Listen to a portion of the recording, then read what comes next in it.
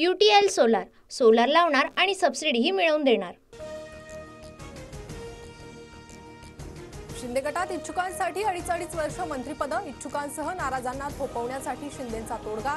शिंदे गटाला 10 कॅबिनेट तर 3 राज्यमंत्रीपद मिळणार, सूत्रांची माहिती।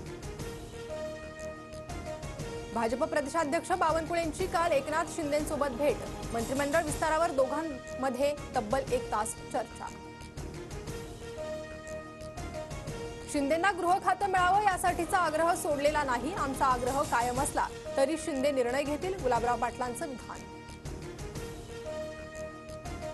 काही खात्यांवर महायुतीत समन्वय होत नसल्यानं भाजपची ही यादी लटकली, दिल्लीतून अद्याप भाजपच्या संभाव्य मंत्र्यांना विचारणा नाही, सूत्रांची माहिती।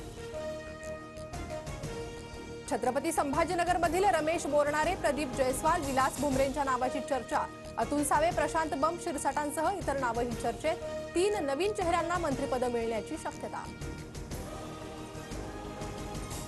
महाविकास आघाडीतील काही खासदार भाजपच्या संपर्कात, भाजप महाविकास आघाडीला धक्का देण्याच्या तयारीत, भाजप महाराष्ट्रात मिशन लोटस राबवण्याची शक्यता, सूत्रांची माहिती।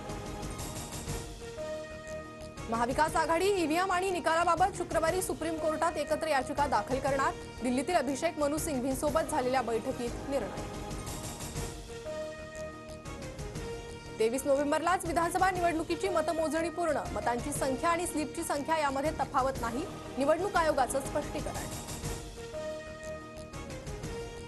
बॅलेट पेपरवर मतदान न झाल्यास जिल्हा परिषद निवडणुकीत मतदान करणार नाही, मार्कडवाडी ग्रामस्थांची आक्रमक भूमिका।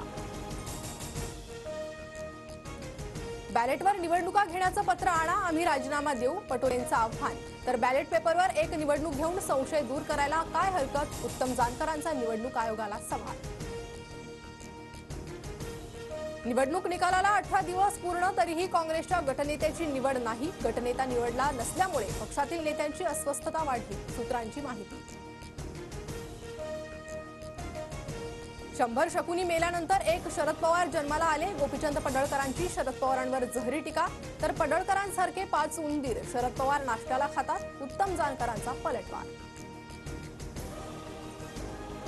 संविधान पुस्तकाचा अपमान केल्याचा आरोप करत परभणीत आंबेडकरी अनुयायी रस्त्यावर, रेल रोको आणि बसवर दगडफेक केल्यानं तणावाचं वातावरण, आज परभणी जिल्हा बंदची हाक।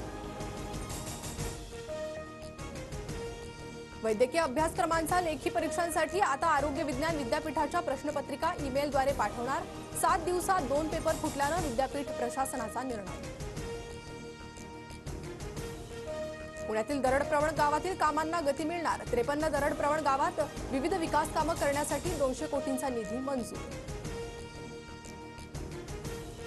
धुळे जिल्ह्यात तापमान 4 अंशावर, हंगामातील सर्वात कमी तापमानाची नोंद, पांझरा नदी किनारी फिरणाऱ्यांची गर्दी वाढली।